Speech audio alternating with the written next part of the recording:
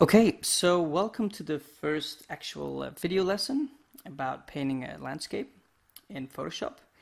The first lesson we're going to look at our landscape references that we're going to gather. This will be mostly for design purposes, so these won't be images that we'll actually use inside our painting. These are just the sort of things to get some ideas flowing, some creativity going in our head while we think about what we're going to do with our image. And the first thing I'd like you to decide is what type of environment you're going to paint. Because as I mentioned in the introduction, is that I would like you, when you paint your own landscape after this class, that you pick something else, that you try to do something different than what I'm doing. So I'm just going to bring up a little folder with the landscape references in my reference folder. And so this is basically just a folder with all different types of environments, pictures that I've found or taken myself. Now these are reference images, and I'm going to make a distinction between references and I'll call them textures. Basically it's a copyright thing where with the reference images we're not always 100% sure what the source is, so we're not actually maybe allowed to use them inside our image in a prominent way. And so these are these images. So I'm just going to look at that to get inspiration and to get sort of an understanding of shape language, how certain environments work in terms of let's say the rocks or the type of plants or the colors even. All these things are important, and we need to sort of study a little bit before we get into it, get our mind sort of going. So I'll pick something, and I hope you will pick something else, or you can pick the same, whatever. It doesn't really matter. And I can just go through some of these categories and just look at some images, because actually I haven't made up my mind myself. I will do exactly what you're going to do, just get the creative juices flowing. So we got some nice rock formations here. This is a place in China. I went there about 2 years ago. It's very inspiring, looks like a fantasy environment. We got some canyons in North America.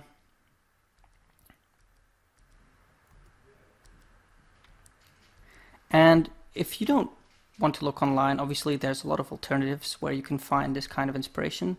There's a lot of books. You can watch some documentaries, maybe from National Geographic or BBC.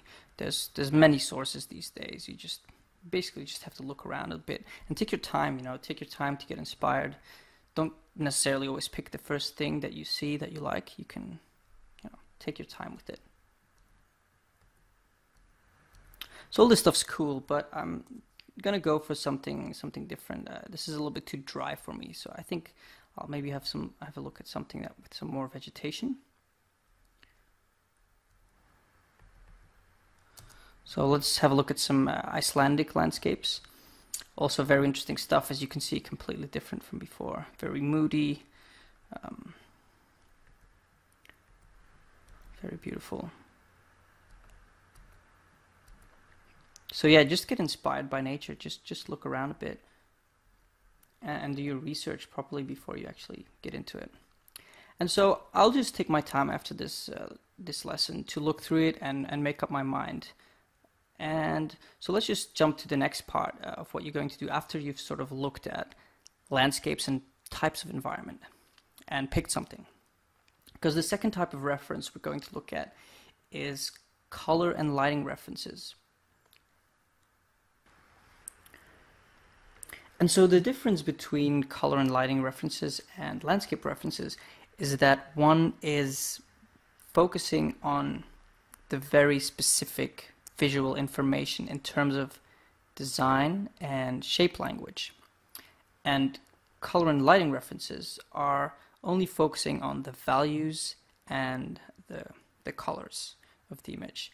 And they can be two completely separate things, so you should look at them as a separate thing, because you can put any environment in any color palette. For example, if you're thinking about a snow environment, you're thinking, okay, well, snow is white, I guess. But if you get a sunset over a snowy environment, you can get every single color of the rainbow at some point, because light has every color.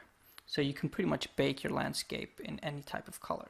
And so that's something that we're going to try to do, is try to separate design references from color references and try to combine the two while we're painting.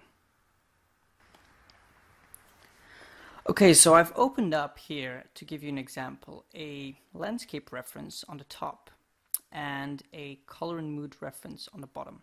And then I've just opened a blank canvas here. And this is just to quickly show you the difference between the two and how you can sort of apply them. So let's say I'm just going to literally color pick a light value and a dark value from my color mood and apply it. Maybe something like that. And I'll pick a dark color. And now I'm going to start painting the mountains.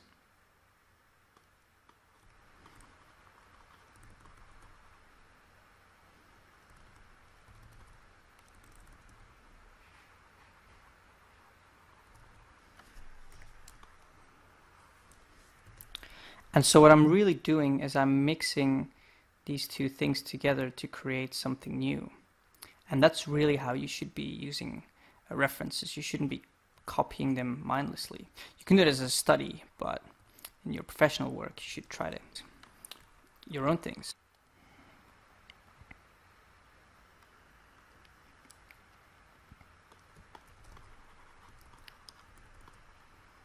So if you look in the navigator here, you can sort of see already that I'm starting to establish the feeling of a landscape, but the mood is completely different than in our landscape reference, because I'm using a different color palette. And as you can see, I'm also applying the atmospherics, like the fog, stuff like that. So just in less than a few minutes, we've actually got sort of atmosphere. And I could go in and maybe do a foreground element a bit darker.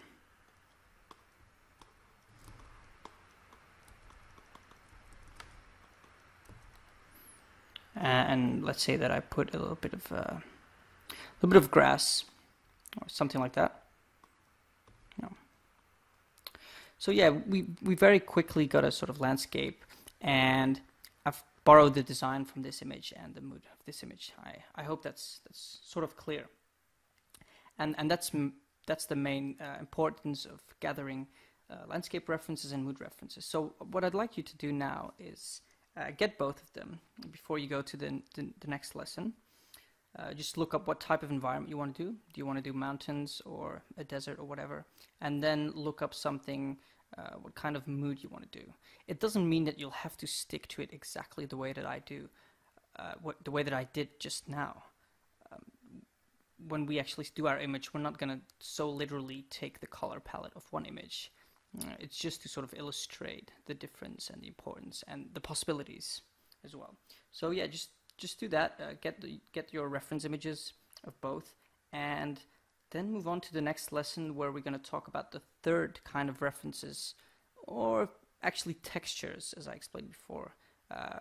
Going to gather those, and I'll talk a little bit about what we're going to do with those, because this will be a very crucial part in this class. Okay.